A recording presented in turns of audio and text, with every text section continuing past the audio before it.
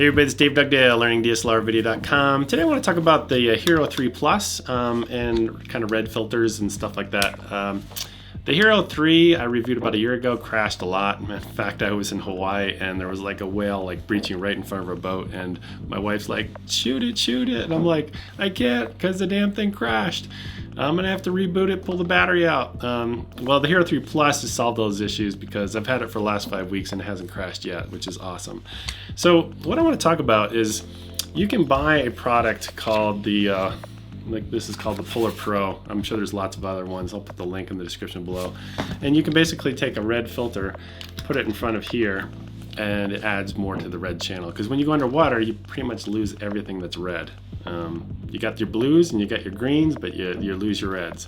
It was funny because before I got this in, I was shooting this commercial for some underwater stuff, and I didn't have this filter, so I just went online and kind of looked and see. But this is one of my flashes, a gel for my flash. And it's called it's made by Rogue, is the name of the flash gels, and it's called Dark Salmon. And it has an f-stop loss of 2.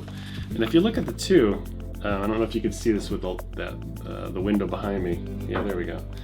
They are pretty much identical. If anything, I'm going to say this one is maybe slightly darker, so you're going to lose a little bit of light through here, which is bad. But basically what I did is I just cut and I put it in between the lens and the port, and it worked great.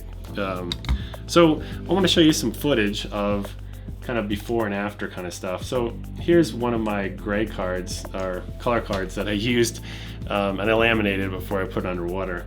You can see it's bent. I've been using it for years. It's got a bunch of cracks in it and stuff like that. But if I wanted to get a kind of a mixture of the natural light that's streaming in, as well as the light coming from the overhead lights inside this pool. It's an indoor pool.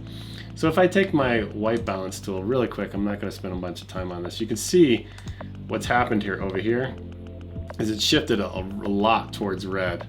And you can see, before and after, it really helps out bring the reds into the image. As you can see, these reds right here are coming out a lot more. So this is without the red filter.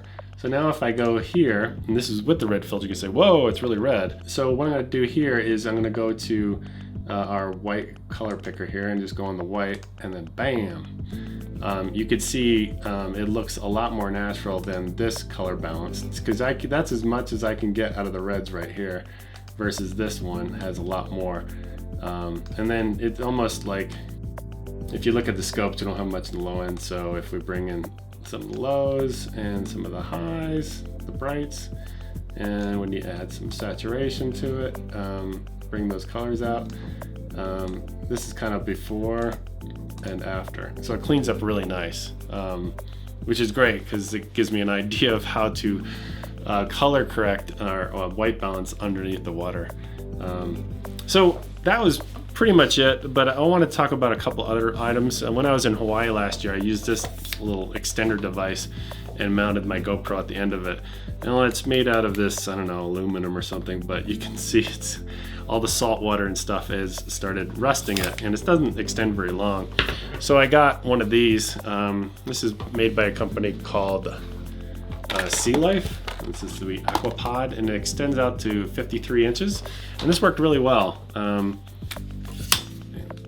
Actually, it still has water from yesterday on it, but it extends out really quickly and worked really well. So what happens is you stick it on the bottom of the stick, and then you just basically tell the GoPro to go in upside down mode, and then when you bring the footage, it's in the correct orientation. So this worked really well, and I'll put a link in the description below.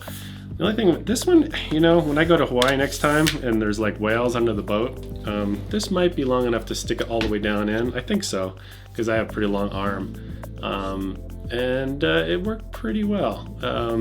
In terms of flex, it's gonna have some flex when like the boat's moving and I'm trying to stick it and it's dragged by the water, some dragging. The only thing I would worry about too is with this, has a little hole in it right there. You probably want to attach it, tie it off somehow. So This doesn't float away if it extends out or comes off of here. The other method that I had of putting it between the lens and the port worked really well. But if you're going between like regular sunlight and underwater, just pulling out that cap happens really fast, which is great because when you go above water, everything's tinted red and it doesn't look very good and it's harder to color correct. So that's pretty much that.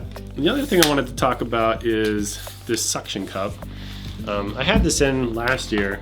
I put it all back in the packaging already because I'm ready to send it back, but this one works great on glass, and I've had it stuck there for days and it would not come off, which is great.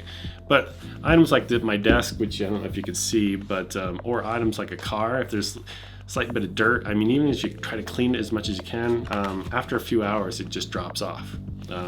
So you definitely want to tether this with something if you're mounting to something that's non-glass. So that's pretty much it.